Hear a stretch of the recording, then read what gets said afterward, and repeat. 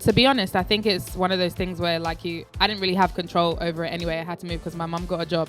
So at the time, I kind of was taken back.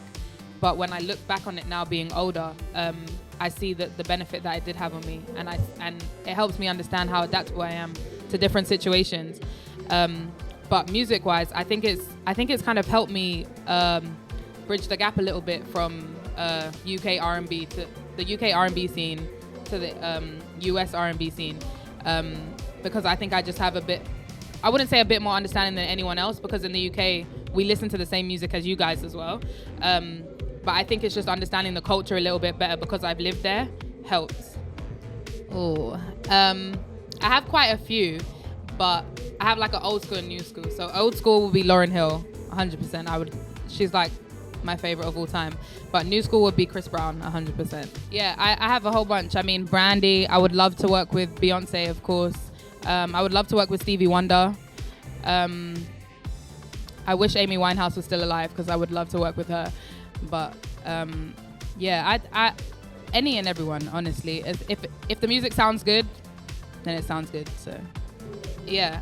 Well, right now my day-to-day is completely different to normal because I'm on tour right now with Kehlani. So it's been very, very hectic. This is my first tour, so I've kind of been just taking it as it comes. But on a normal day, it would I love to be in the studio. So the studio is 5 minutes from my house, as quick as I can get there, which is great. But yeah, for the most part, I'll just be in the studio all night as much as I can.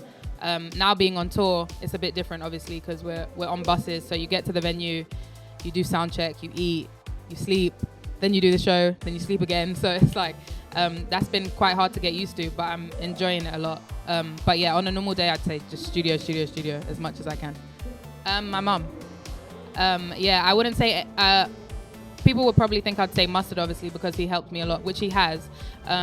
But just as a person and as a young adult, my mum's basically taught me everything I know. So I think in certain situations where I carry myself a certain way and I'm able to handle things that come at me, she's the one that basically taught me how to handle that. So yeah, say my mum.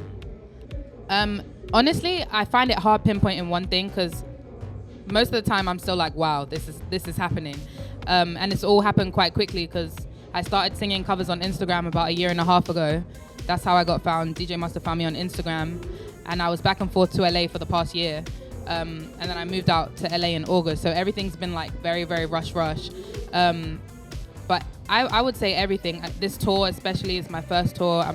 We're doing 75 dates. So that's an achievement in itself, I think. And putting out my 3 EPs and staying true to myself, because I know in the industry it's very hard to get taken elsewhere. But I would say I'm still pretty much myself. So if that answers your question. Does that answer your question? Okay.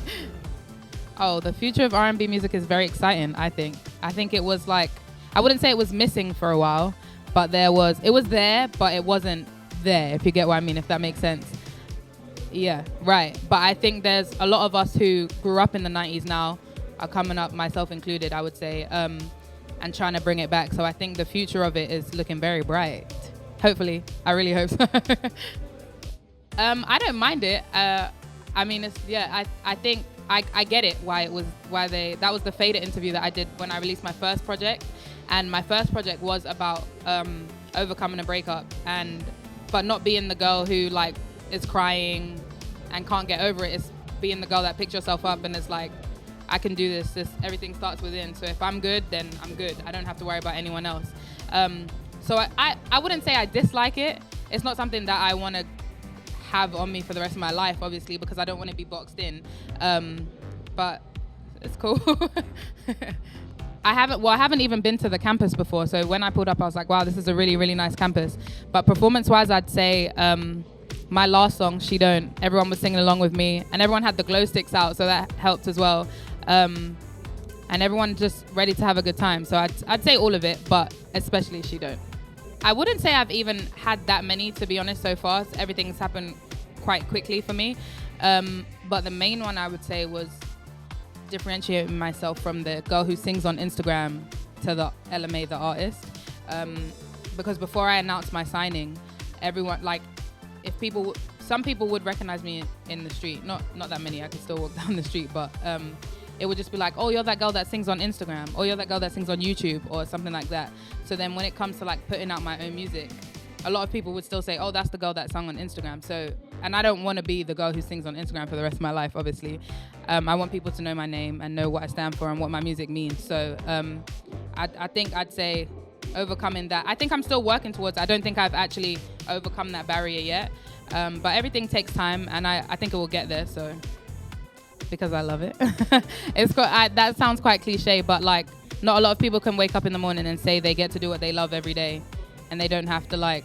I mean, I didn't work in retail for that long, but when I first started my retail jobs, I was just like, you know, the feeling of like getting up and not wanting to go to work, which is horrible.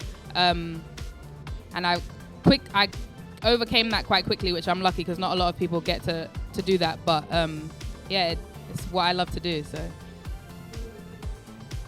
Thank you, guys.